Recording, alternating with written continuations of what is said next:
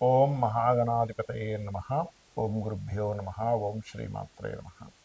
అరుణాం కరుణాతరంగితాక్షీం ధృతపాశాంకుశపుష్పబాణచాపాం అనిమాదిభిరావృతాం మయూకైః అహమిత్యేవ విభావయే భవాని. శ్రీమాత్రే నమః.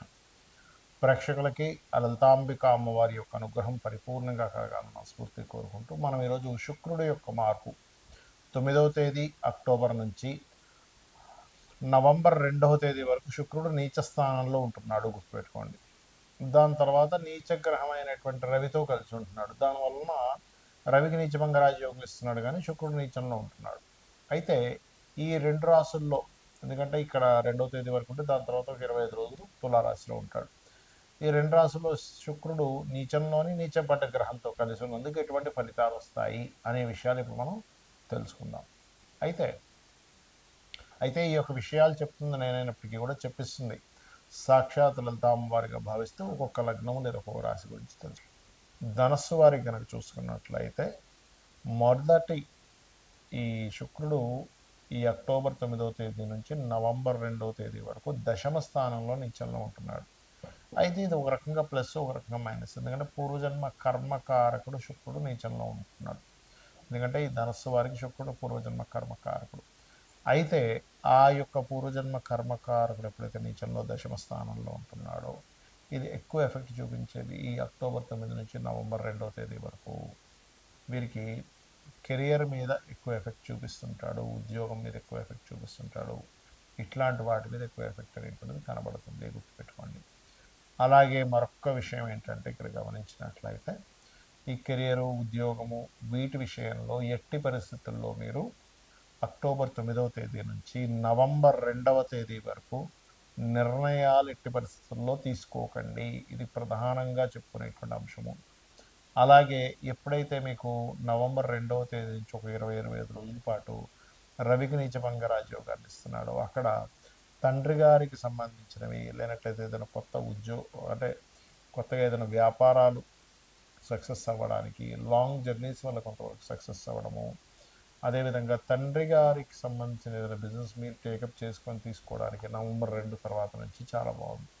అయితే నవంబర్ 2 నుంచి శుక్రుడు 11వ స్థానంలోకి వస్తున్నాడు కాబట్టి అక్కడ మాత్రం కొంచెం ఏకాదశ శుక్రుడు మంచిది కాదని మనం చెప్పుకుంటున్నాం కాబట్టి అది వివాహ జీవితం మీద ఎఫెక్ట్ చూపిస్తుంటుంది. కాబట్టి ఈ యొక్క విషయాల్లో జాగ్రత్తగా ఉంటూ లాంగ్ జర్నీస్ ఎక్కడికైనా వెళ్ళేటప్పుడు ఒక్కసారి గణపతిని తలుచుకొని వెళ్ళండి.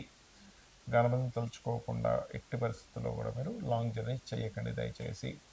అదేవిధంగా కొంతమంది స్త్రీమూర్తుల మూలంగా కూడా కొంతవరకు దశమ స్థానంలో శుక్రుడు ఉన్నందుకు అది కొంచెం కెరియర్ మీద ఎఫెక్ట్ చూపిస్తుంది అని అనుకున్నాం. ఇది అక్టోబర్ 9 నుంచి నవంబర్ 2వ తేదీ వరకు. ఆ యొక్క సమయంలో ఓం మాణిక్య మకుటాకార జానుద్వయ విరాజితాయి నమః అనే మంత్రం చేసుకోండి, అన్ని విధాలా బాగుంటుంది.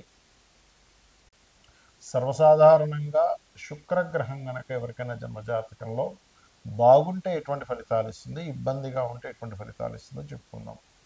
ముఖ్యంగా శుక్రుడు ఎవరి జన్మజాత చక్రంలో అయినా మంచి బాగున్నాడు అంటే, బాగుండడం అంటే ఏమిటి, ఎక్కడ పాపగ్రహాలతో సంబంధం లేదు, ఉచ్చస్థానంలో ఉన్నాడు, నీచ స్థానంలో శుక్రుడు లేడు, మరియు అలాగే శుక్రగ్రహము ఉదాహరణకి ఒక మంచి స్థానంలో ఉందనుకోండి, వాళ్ళకి లగ్జరీ, ఫైనాన్షియల్గా బాగుండడము, అలాగే స్త్రీలతో ఎటువంటి గొడవలు రాకుండా ఉండడము, అన్ని కంఫర్ట్స్ లైఫ్లో అనుభవించడం జరుగుతుంది. అదే శుక్రుడు కనుక పాపగ్రహాల్లో ఉండడము, కేతువుతో కలిసి ఉండడము, పాప కర్తర్లో ఉండడము, నీచ స్థానంలో ఉండడము, ఇలా జరిగిందనుకోండి, అప్పుడు వాళ్ళకి వివాహ జీవితంలో ఇబ్బంది. ముఖ్యంగా పురుషులకి, సహజంగా స్త్రీలకు కూడా శుక్రుడు వివాహానికి కారకుడు అవుతారు కాబట్టి కుజుడిని తీసుకుంటాం. అదేవిధంగా ఫైనాన్షియల్ మ్యాటర్స్లో ఇబ్బందులు రావడము ఇట్లాంటివి ఇస్తుంటాయి. అయితే బాగుంటాయి కనుక ఖచ్చితంగా వీళ్ళకి అన్నీ కలిసి రావడము, బాగోపోతే స్త్రీల మూలకంగా, ధనం మూలకంగా, వీటి మూలంగా ఇబ్బంది వస్తూ ఉంటుంది. కంఫర్ట్స్, లగ్జరీ, వాహన ప్రమాదాలు జరగడం, స్త్రీలకైతే ఏదైనా హెల్త్ ఇష్యూస్ రావడము, అలాగే పురుషులకు కూడా కొన్ని సుఖ వ్యాధులు రావడం లాంటివి ఇస్తూ ఉంటుంది. అయితే ఎవరి జన్మ జాతకంలో అయినా బాగుంటే కనుక ఏమి ఇబ్బంది లేదు. కానీ బాగోనప్పుడు ఏం చేయాలి అనేటువంటి చూసుకున్నట్లయితే, ఏ గ్రహాల ద్వారా పాపకర్తలు ఏర్పడిందో శుక్రుడికి, ఆ గ్రహాలకి సంబంధించినటువంటి రెమెడీ చేసుకోవాలి. అంటే ఆ గ్రహాలకి దానం ఇవ్వడం, అవి చేయాలి. అంటే ఉదాహరణకి శుక్రుడు వెళ్ళి కేతువు కుజుడు మధ్యలో ఉన్నాడు. అప్పుడు కేతువు కుజ అంటే మంగళుడికి కేతువుకి కందులు ఉలవలు దానంగా ఇవ్వడం. లేదండి నీచంలో ఉన్నాడు, చాలామంది తెలియక శుక్రుడు నీచంలో ఉన్నాడు కదండి, నేను దాన్ని స్ట్రాంగ్ చేసుకోవడానికి నేను వజ్రం పెట్టేసుకుంటా అంటారు. అది కరెక్ట్ కాదు. అంటే ఎలా అంటే ఇప్పుడు మీకు ఎవరికైనా షుగర్ వచ్చింది అనుకుందాం. షుగర్ వచ్చింది కదండి, షుగర్ని ఇంకా స్ట్రాంగ్ చేసుకుని చక్కెర తింటానంటే ఎలా ఉంటుంది? దాన్ని వదిలేయాలి.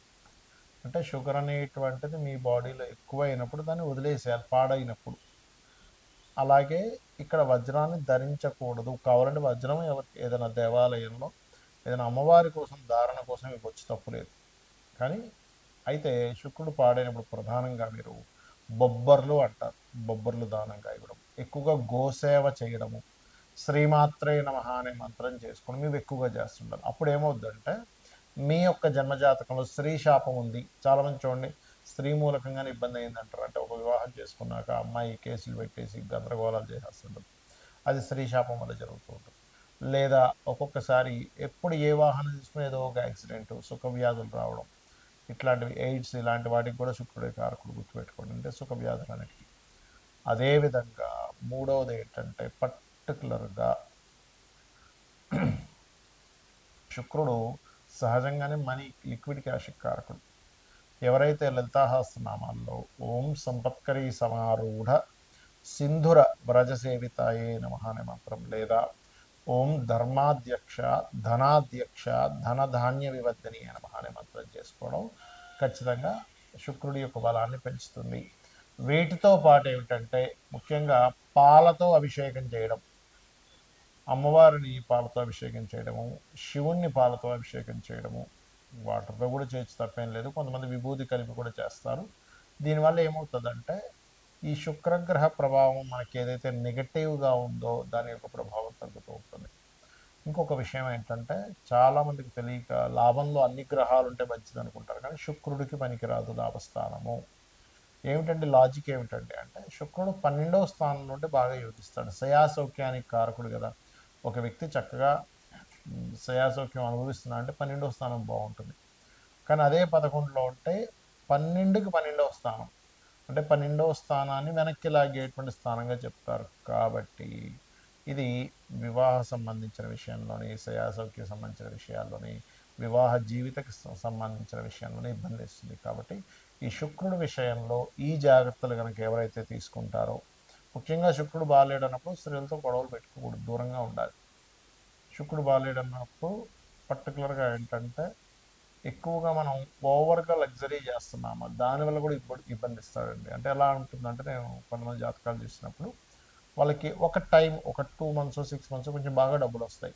అప్పుడు దానికి అలవాటు పడిపోయి, లగ్జరీకి అలవాటు పడిపోయి వాళ్ళకి ధనం తగ్గినా కూడా అదే లగ్జరీ మెయింటైన్ చేస్తూ అప్పులు చేసేసి ఇబ్బంది పడుతుంటారు. కాబట్టి బాగోనప్పుడు ఓవర్ లగ్జరీ ఒకసారి ఇచ్చి మళ్ళీ కింద పడేస్తాడు, అప్పుడు ఇబ్బంది పడుతూ ఉంటారు.